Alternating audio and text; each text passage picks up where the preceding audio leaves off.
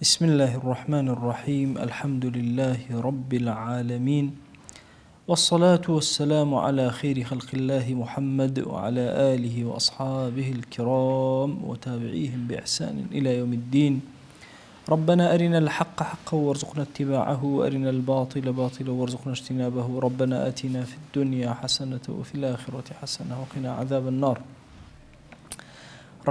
رحمتي خوال الزاناي بيبرز ابن حزم أندلسي به كلكتاب مداواة النفوس أفرمي من بديع ما يقع من الحسد قول الحاسد إذا سمع إنسانا يغرب. أجر إنسانك بيني لو تاريا لقسياشتانك غريبي باسكر كخلق نيبيستبو دائما على هذا شيء بارد. أو شتيكي ساردة لو زمان أو تراوى أمش كرتو بغض الله وشتيكي زانراوى يعني وشتيكي بيهودية أو بو شوازة بو عليه إذ لم يتقدم إليه ولا قاله قبله أحد. لبروي أشتكس لبيشترى باسي نكردو أم باسي أكا كوابو هذا شيء بارد. أفرمي أجر فإن سمع ما يبين ما قد قاله غيره. أجر كسكش بيشتي قصي كلماتي بيش خوي باسكا الله هذا بارد عينا وقد قيل قبله. بيشتر خلق باسي كدو أمت مجبورة باسي وبكرتك حاسد لبران بركي رازي نابه إترشتك دوزته أو تا مثلا لمبرا أجر قصي كاجاي كلمة يغربو جاتر بو كسوترا وك لو تاركان ياشتاني كي باسكي وك خلق نيبستو كمال النهي شي لسرع لو بابته إنسان اشتكي غرائب وعجائب وأنا باسكا بلا مهم كسكا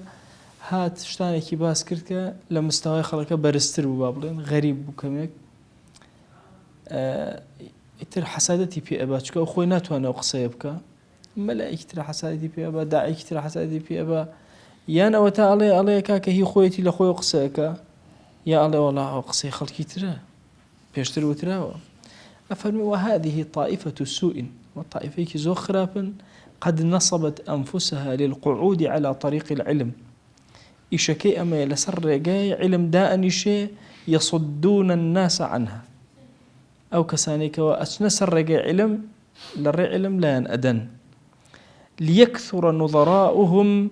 من الجهال بو جهالي هاويني خويان زر.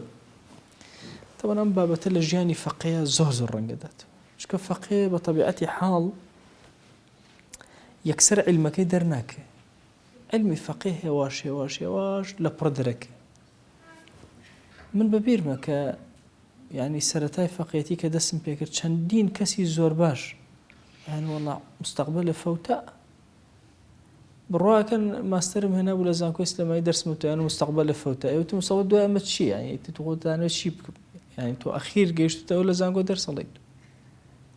تصور كهندك جهال هن وسر امر جاي وداني شيء بخاص لطلبه علم بدل جاي ميجو او برون الناس دائما خلق سار دكات ولا سيديني كسي مسلماني تشاق دوري خلق هان بدا لا والله ما سيدي مستقبلينيه أنواع قصة وشتي سير أجر مثلا جنجي جواني تي هالك كلماتي وأنا لا جاوبتش خو قصي خلقي ترأيك أجر قصي خويك الله والله كسل فيش أو قصي إنك هيجني بهم مبارك أنا اللي تأذى أما همو إيش كان أما ياك كسك ترك ولا نوكم الجا بيدن بعرزة مجالي ندن سرك أما قومك زور خراب والرجريك زور خرابن إتل لنا وبيري همو علوم كان أمجر أنا هن كحول أدن أو همة أو هيبتي كخلقي علماء مثلا خلقي أو بوسوري هيتي هم بخنا عرزو أو يبان بزي أو موضوعك طبعا أم بشانة يتر موضوع ابن حزم باسيك لقال هالموضوع كان أر والله مثل تشاوما نكاته وابن حزم لنوكم القات بيرق دم بيرانا هن أبي تشاو كراوة بلا سريع. أفرمي لدواء وخبيث الطبع أو كسانيك طبيعتي أنزور بيسة شون أفرمي الحكيم لا تنفعه حكمته عند الخبيث الطبع كام حكيم داناها يا هم حكمتك بين سربك كسك طبيعتي بيز به لقل يا إسفادناك سودناك لا حكيمك بل يظنه خبيثا مثله أم خبيث وزان إيش خبيث وكخوي حكيمك قد قيل ناقري. وقد شاهدت أقواما ذوي طبائع ردية، ابن حزم فرمي هندي خلق بيني وكطبيعتها نزم بوا، قد تصوروا في أنفسهم الخبيثة لأن نظري خيانا لنفسي بيسي خيانا تصوريا وهابوا أن الناس كلهم على مثل طباعهم.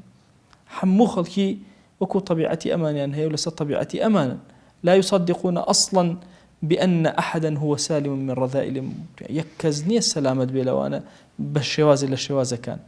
وهذا أسوأ ما يكون من فساد الطبع، أو طبعك زور فاسدة، والبعد عن الفضل والخير دور لفضل لخير لقوري. ومن هذه صفته لا يرجى لها معاناة علاج أمجورا نية زور زحمة، وبالله التوفيق مقر أخوي التوفيق يبدأ دائما لكم القاء أم حالة أبينا من جاري وهي أسم لقال هندي ما وصايا دائني شم قفتقو أكين ألان ملاي باش نماوا أزاك ألان ملاي باش نماوا يقين تبعو كسخوي لخبثاء قالت شون ملاي باش نماوا كرة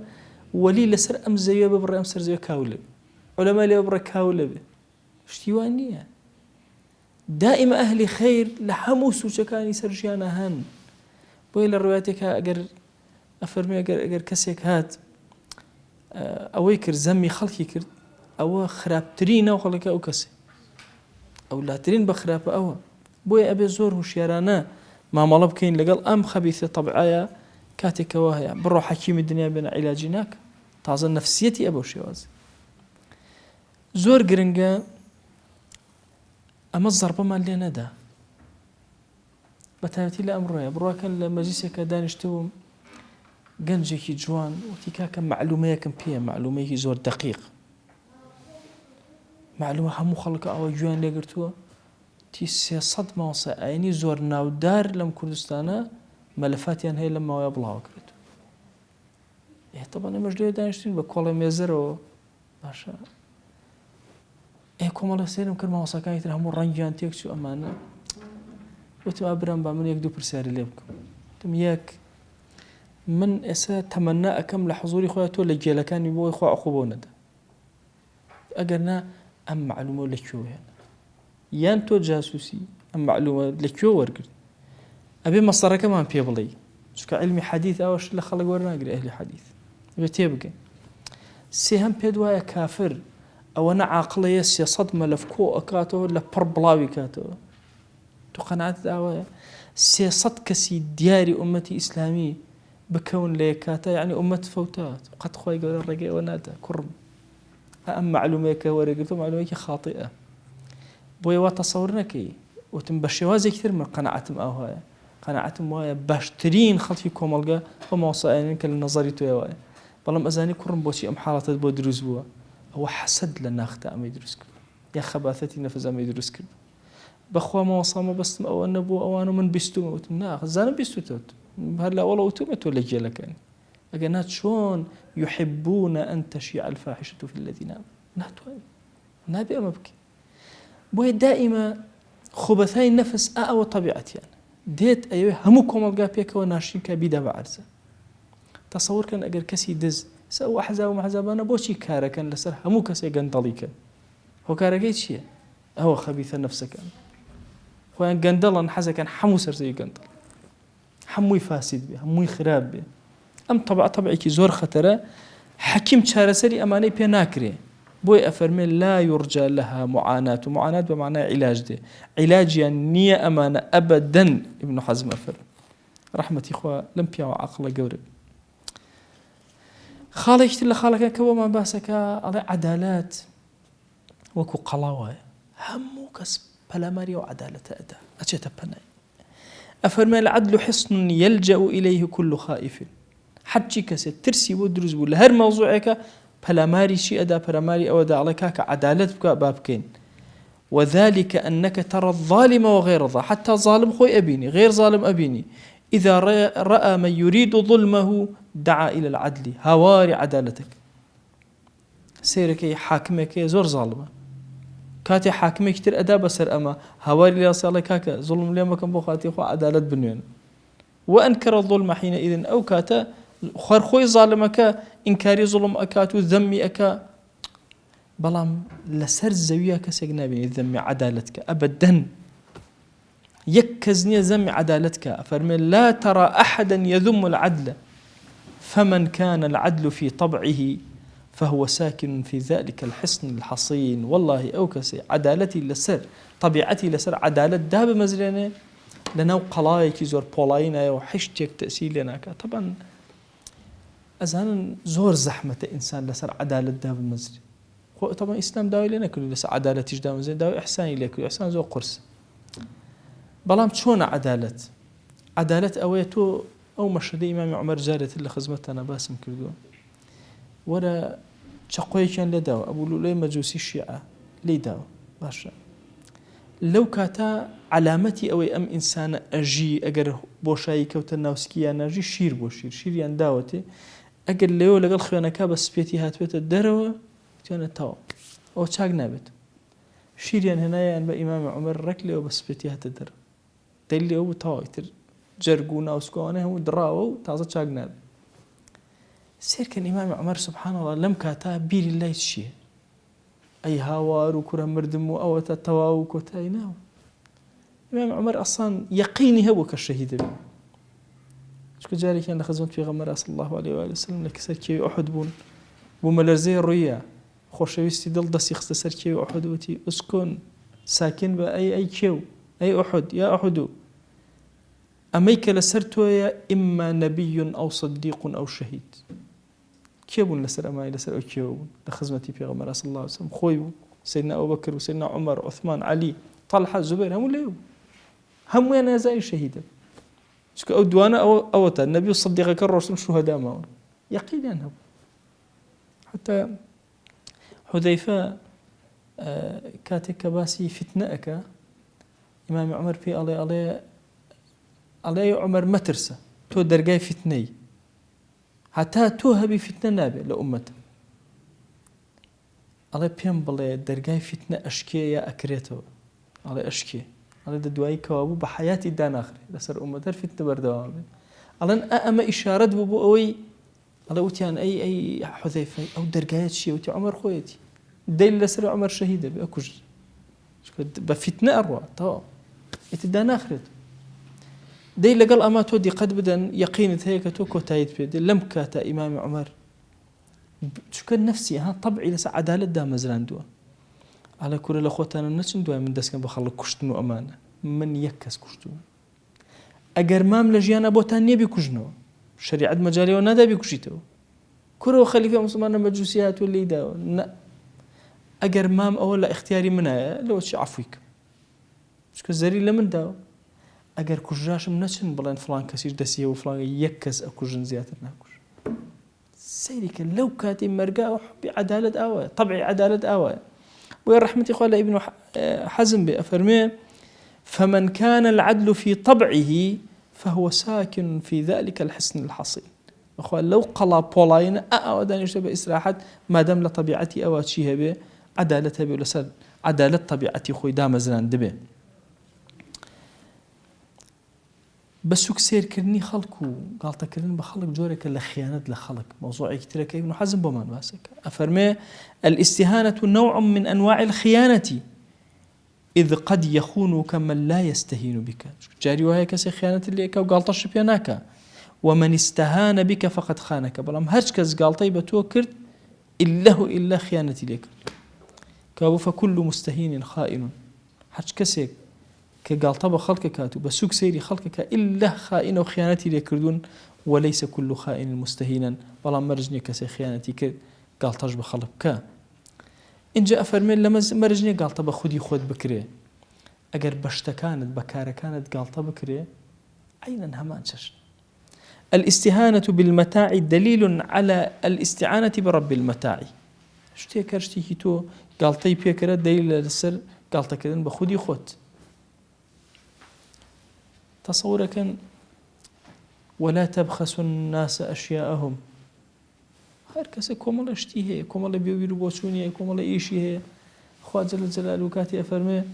بە سوک سێری ئەم شتانە یەکتر مەکەن. من چەندین جار مەسەلەن دۆستم هەبوو وتوتی خەریکی چیت و ئەوانە، وتم وەڵی ترا دووسێ فەقێ من ئۆهۆ فەقێ نەبڕایەوە باشە نازانێەوە خۆ ئەو مەعزوورە چکە عەقڵی ئەوە نەبڕەکە نازانێت چی ئەکا بۆ ئومەت، چکە ئیش بۆ ئومەت زۆر گەورەیە و ئیشی بچووکی شەخسیش شتێکی ترە. ئەو کەسێک کە هەمیشە بیر لە ئومەتەکاتەوە زۆر فکری جیاوازە لەوەی کە لە سووچ و جوزئێتێکی بچووکەوە سێرێک یان کەسی وایە ئەڵێ وەڵی کە ڕێکخراو بۆچی باش وەڵی بە هەر نەبێ ئیتر چاوی ئەوە نابینێ ئەو هەوو دەرس و دەورە ئەوترێتەوەوانە یا حتا حیزب بە هەر نەبێ طریقە بە هەر نەبێ نازانم چی بە هەر نەبێ. ئەمانە هەمووی هەڵەن ئەوە بە کولی کە ئینسان مەنعەکە. بگرە ئینسانی عاقڵ و منصف و مسلمان محبی عەدل دائما هەڵسەنگاندن ئەکە ئەبەدەنیش گاڵتە بەکاری هیچ کەسێک ناکە. هەر مسلمانی لەسەر ئەم زەویە اجتهادی کرد بە جۆرێ لە جۆرەکان کاری کرد ئەم ئەبەدەن بە سوک سێری ناکە. لعل فيه خير للأمة.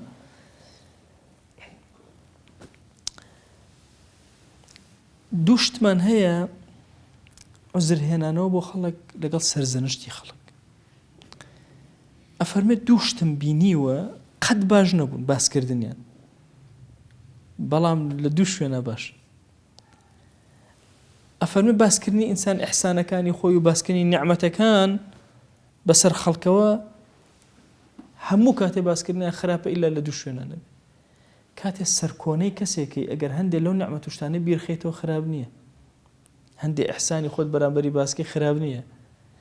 یان ئەتەوێ عوزری بۆ بێنیتەوە هەندێک لە چاکانی خۆت بکەیتە پێشدەستەکە ئەعتیزار بۆ کەسەکە بێنێتەوە کاکە ڕاستە من ئەم هەڵانم بەرامبەر بێ بەس ئەم چاکانەشم بووە ئەڵێ لەم دوو شوێنە ئەمە قەینە جوانە، لە غەیری ئەم دوو شوێنە خراپ. طەبیعەتە ئینسان جاری وە هەیە کەسێکا مامەڵە ئەەکەی کەسەکە بۆ نمونە پێویست ئەکە هەندێک سەرزەنشتێک مناڵێکە ئەولادێکتە فەقیرێکتە تێناگە باشە سەرزەنشتی ئەەکەی هەندێک نعمەتی بیرەخێت کاکە تو ئاوا بووی ئاوا بووی من فەقیرێکم هەبوو زۆر متەمەڕید بوو باشە ئەو ناخوێنم طبعا خەلەلێکی هەبوو خەلەلێک خەلەکەم بۆ عیلاج کرد و بە هەزار واستە و فەرتەنە تا بۆم تەرتیب کرد کە باسی کرد و ئەوانە وتی ناخوێن و ئاوا و وقد بلغ شيئا من العلم يعني باش بوو بەبیرمە کە باسی کرد و ئەوانە منیش یەکسەر ئەوم بیر خستەوە وتم تۆ فڵانە خەلەلت هەیە ئەگەر ئەم خوێنە تاوا نەکەی ئەو خەلەو دەرەکەوێ بڕواکەن سەری کردەوە بە خوێنە جوقەی نەکرد باشە زۆر بە پیاوانە خوێندی ئەزای یعنی تەسەور کە ئینسان لە هەندێک کاتە پێویست بەوەیە ئەو شتە ئەو نیعمەتە باسکەیت ئەیادیەکان باسکەیتەوە پێویستە ئیحسانەکان باسکەیت هەنە جاری زەڕور نییە جاری وایە زانی کە لە دەست چووە پێویست ناکە بەڵام لە ئیعتیذار و لە معاتەبە لەم دوانە ئەکرێ ئینسان ئەو شتانێک کە کردوویەتی باسی ئەفەرمێ بۆ دیقەت بدە حالانی يحسن فيهما ما يقبح في غيرهما دوو حاڵەتمان هەن شتانێک تایە جوانە لە غەیری ئەو دوو حاڵەتە ئیتر ناشرینە ئەویش چییە معاتبة واعتذار فإنه يحسن فيهما تعديد الأيادي جماردني نعمة كان بسر كسكوا وذكر الإحسان وباسكني إحسان كان بسريوا وذلك غاية القبح فيما عدا هذين الحالين زور قبيح إنسان باس شاكاني خوي بكال الخلق عيبة بس لم دو حالة قيناك أماش طبعا فهمك قولي ابن حزم بتأتي إنسان كاتك للسلطة ودا صلاة به زور كات بيسي بوا زور كات بيسي بوا بخلق بالله ولا تنسوا الفضل بينكم فضلك اللي بير مكان لقال يكتره شو كان ممكنة هر أو جماعتاني ككار اللي قالها كان ليه تهالقرنا طبيعي وأبي إنسان لو عندي حالاته مجالي بيدرا وش فكريك زور قوية وعقلك ملكاني زور زور قوريه إنسان حتى وكو قبيحة كان يخوي بشارته فضيلة كجناها كانت أشاريته فضيلة شاكية يعني بطبيعتي حال إنسان طبيعتي أو حزناك عيبة كان يدرك وهول أدابي شارته أو هول دان بوشارنا وعيبة كان خوي بخوي أجره فضيلته قورية نعمة بسرته همو إنسانك قابل هلا كم وكري أفرمن لا عيب على من مال بطبعه إلى بعض القبائح. هيج عيبيت يعني إنسان بطبعي خوي ميلي بو هندي قبيحة كان هبي. طبعا لأمره يا خلقي مسلمان دي قتان داوا قناه دائما بوتا عيبيك زور كورة. شو والله فكري خوارجي ماني برواك إنسان أترسي عندي قناه يدر كي خلق تكفيريك. شو زمانك بيسة زمانك زمان علمنيه أكرنا لزمني أصحابه سبحان الله يقولوش ثاني زور طبيعي ما مري لقلا كده مسألة قناه آخر أجر طبيعي نبوا سير كان الصحابة ينقها ولنا وأمهم وعالما يا رسول الله داري حد من يبا فريام كوا لا ترسله يخليك يقول إيه إذا هتا رجع قيام إيه أو رجع ما جيك تشيكلو باش إتلينا لكل نبنا حتى فلم بيغمر صلى الله عليه وسلم بشتيتك جاري دوام جاري السهم على دواي وتي بحوارك يا رسول الله فلانة أفرت مقول له فلانة شو أنا فعلت بها إلا النكاح بس أو سرجيم لقنا حد يشتكردم على قصينا كنت هدوين نج وتي وكوا سائلك وتي والله يا رسول الله أمي قالوا خوالي أتخرج طا حتى لكم الجي أم أخيرا نج تصور كان أحمد ياسين يشغلوا فكرانك اللي قال حماسة أو جنجاني حماسة جيب جيئك أم بابتي زندو كرد كذبه هو جناها وخوي شرمزار نكاتو بتشيب ولا كافر بويا جورتين تخطيط إسرائيل شيو أهاد أو جنجاني توشي جناها كردو تصويري أكردو أمانة أي بشاني خلق يدم بويا حياتي أحمد ياسين وتي ويش حياة سنية وأنا أندامي خومانا أو جماعتي خومان خشيك إن جابتني وإسرائيل بخلطين هر خودي أمانة هلا كان كردو بون بجنديكي زور تشاك بو حماس كأم الزور مهمة كومالجا بو أراسته برو يعني تصور كان كسيك أبيني للصحوة الإسلامية أو اندم عنده أو اندهلاك هم عمري فوتاه يك هلا يبتشوكي كردو للصحوة كراوة الدرو بينما أصحابي بدر شون ما مليان لقلا أكره شو وأنا أوائل كانوا الرسبي كانين أو الصحوان شون ما مليان لقلا أكره يعني دي قد بدن حاطبي كري بالتعا يت عملك كفريئك كشي بيناش كلنا أصحاب يكز هم الرجل بيناد حاطبتو نامونارد باشا يكز أوي بينا أكل أبدا تصور كان أم فكريك استهيا هيج فكريك إسلامي بويا أبيني وهاي لي هاتوا خلق هم أون دي مشغولة بشهادنا ويقولنا كان أون دم مشغولنا بطاعته كما عليه زور قوري أبي علاجي كين رحمتي خوال ابن حزم بأفرمي لا عيب على من مال بطبعه إلى بعض القبائح هم إنسانك أو هاي بطبعي خوي هندي حزي لهندي قبائح خرابة كاري هي باشا وهندي كيشي حزليني هرب طبعي خوي حزلي طبعك أو هاي ولو أنه أشد العيوب بهندق لو أنا خرابتين جوري عيبة كان به وأعظم الرذائل خرابتين جوري رزيلة كان به طبعي أو هاي ما لم يظهره بقول أو فعل ما دام دري نخا أم طبعت شانك بروا وحزي ليبي وأنا طوا أم كسل خيرها ستري أو يكردو قبائح خوي كردو بل يكاد يكون أحمد ممن أعانه طبعه على الفضائل أم كس أصلا محمود ترى لا يخدا لو كسيكوا طبعي مثلا بون منا كسيكوا من هي طبعي حزبة دزية يكي طبعي حرقي لدزيتي أويك طبعي حزبة دزيتي وخوي أجريته وإشارته نقصيك لباري دزيناه فعلك لشر لك الخويا أما فضيلتي زور كورة بالطبع دزيناك طبعا هم أنا فرما اشتك ما نقدر شيء ضعف إلى روايتك هي أفرمي نعم العبد الصهيب لو لم يخف الله لم يعصي إيش عبدك يشاك صهيب خو أجر لخواجنا ترسايا قناه هناك بوتك طبعي لسجواني داهات وراهات بوي أما فضيلتي كما لأسكسك كفض طبيعتي هواري خرافك تنايك شرعك لك الخويا باشا ولا تكون مغالبة الطبع الفاسد إلا عن قوة عقل فاضل والله إنسان ناتو أنا بس الطبع خويا غالب بيتو زالب بي إلا عن قوة عقل فاضل مقر أو دا عقلي لأستيكي برزا بي أو أقلبتو أنا أو طبع رايرك نفسي رايرك لو خراب أنا ببارز بويا لنوكم القايا أبي أم قناغة تيبارين بو قناغة يتر أم قناغة بو قناغة يتر شون تيبارين أبو شواسي أبي إله لنا أم كوم القاو مجتمع مسلمانا بقينا بليش أوا گوناه عیبە نەبێ بۆی بە سەهلی. یعنی ئیمامی غەزالی ئەفەرمێ ئینسان بۆ دۆزینەوەی خۆی پێویستی بە کێ هەیە؟ بە شێخێکی زۆر گەورە هەیە کە عیبەکانی هەڵڕێژێ هەتا عیلاجی کە بوو. ئەی ئێمە لەو زەمانە خوڕێکی کوێ بە سەرمانە چۆن کێمان دەستکەوێ ئەمەندە ئەمین هەموو عیبەکانت بڵێت و ئەویش یەکەیە کە بۆت عیلاجکە لەوەیانەوە بکە و لەوەیانەوە بکە. ئەزانن زۆر کات ئەو کەسێک کە بۆتە کەسێکی گەورە، یعنی حیاتی ئەو پیاوە گەورانە ئەخوێنێتەوە، مەسەڵەن مالیکی کوڕی دینار دەبینی ئەخوێنیتەوە شوڕتەیە، عەزەتی خەڵکە داوەمان و دوایە بێتە ئەو وەلیە گەورە، بشی حافی عارەخۆر و کۆکەرەوەی خەڵک بە دەوری خۆیە و گەنج و گعدەیان هەبوو. گعدە باشە تەوبەی کرد و تەوبەی کرد بشتی حافی. دائیمە ئەو کەسانە چکە بە قۆناغێکا تێپەڕیون، ئازارانێکیان چەشتووە کە تۆ ئەچی عیبەکەی خۆت ئەڵێ عیلاجت زۆر بە سەهلی بۆکە. وإمام عمر رضي الله تعالى عنه أي فرمو أو كسي كشر أناسيتو برو خير دي باشتر لو كسي كشر ناسي. دائما يقول لو أنا أترسم كينا بيشو شر أن ناسي ويشتا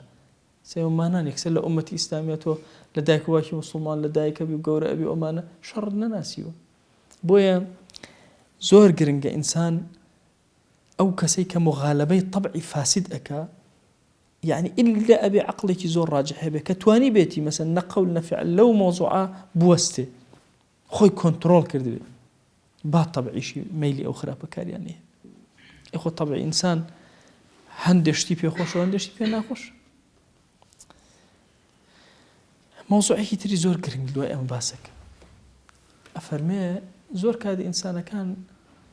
بطبعي حال كخيانة بتاتي خيانتي زوجي كدس فيك لكوملجايك أو كوملجاي ممكن خيانتي ماليتي أنا بي ولا خيانتي زوجتي هدروس بي. خيانتي زوجك شونا أفرتك مردي هي خيانتك بياوك خزاني هي خيانتك أحسن أبيت. بينما ابن حزم أفرمي الخيانة في الحرم أشد من الخيانة في الدماء. سيرك کوشتن چەند خەتەرە؟ ئەگەر کەسێ بکوشێ بەدزی یان بەهۆی جاسوسی تەقریر لەسەر کەسێ نووسی کوژرا یا هەر شتێک لە شێوازەکان چەند گەورە و خەتەرە، چەند ترسناک. کەسێک ئەگەر ئەحیای كأنما أحيا الناس جميعا، ئەگەر بشی کوژێ كأنما قتل الناس جميعا. چەند خەتەرە کەچی ئەڵێ هێشتا خیانەت لە حوڕەم لەوە گەورەتر. چکە ئەوانە لە گەورەییەوە كسيري كومالجان كردو لكيو خلال دروسه بي هاواري لي هلسي هو أخطر شتا كأبي إنسان زور بارزجاي لبكا زور حفاظي لبكا. موضوعي كتير ما بباسة كأفرمي كورا كسي كريم دائما بلبندي أكا لو شتاني كهيتي خو كريم تنها أوان يبارا ببخشي وسخاوتي هبي كريم كون زور صفاتي هي بيشتر بس صفاتي كمان كريم تما بيجو يداواكي أي بخشي أداتي. أفرمت دائما أعلى وأدنى أخوانته قياساتك فقه أولوياتي هي العرض أعز على الكريم من المال. مثلا عرض شهامة ناموسي زول لمال بالله وقرنته هم مالك أفوتين لبناوي عرضه. ينبغي للكريم أن يصون جسمه بماله. باش جسمي خوي ببارزه بهوي مالكيو نيري جسمي فوتي شيء والله مالهم أفوتي تبا مال فوتي. ويصون نفسه بجسمه نفسي خوشي بجسمي ممكن بمري يندسك ببري بادسك ببري بس بمينه. ويصون عرضه بنفسه وداويني أبارزه بشي بنفسي خوي بفداكاري لبناوي باشا شهامتي خوي ناموسي خويا. ويصون دينه بعرضه ويصون دينه بعرضه جاء الزور مهمة حتى آماده ناموسي شبرا بس ديني نرو جاء ما طبعا غزة مدرسة كي زور قولي بوخوا ما وصل اشتكت عن عرسك حتى أو رجاء أمرين غزة مدرسة شابو لدى يو تصور كان يكيق لفكرة كان أحمد ياسين بوغانجا كاني أو كاتك أجيرين جاري وكاري خرابيان لقال أكري شلا أفرتان شلا بياوان لغزة زور ألو بارا زحمتيان بيني أحمد ياسين وتيبا عكسه أولا بيناوي دينها أوتان لي أكري بلكو أو جنجي كأم حالتي بو دروس أكري أو أفرتان مای عزة بو إسلام بۆیە زۆر خەڵک بە شەهامەت سەیریانە کرد کە ئادە نەک بە چاوشۆڕی یەکسەر فکرەکەی انقلب السحر على الساحر بۆیە لەم ئەخیرانەوە واز مستەمە بەو ئەندازەی جاران نەما کە لە سەرەتای شۆڕشی غەزەوە هەبوو یەهودی زانیان هیچ ئیسفادەیەکی نییە ئەوە چی ئیسفادەیەکی وایە نەزانی شکۆی ئەم موسڵمانە بەمە ئەشکێ مسلمانەکان شکۆیان بەوە ناشکێ بۆیە حتا ئەگەر ناموسی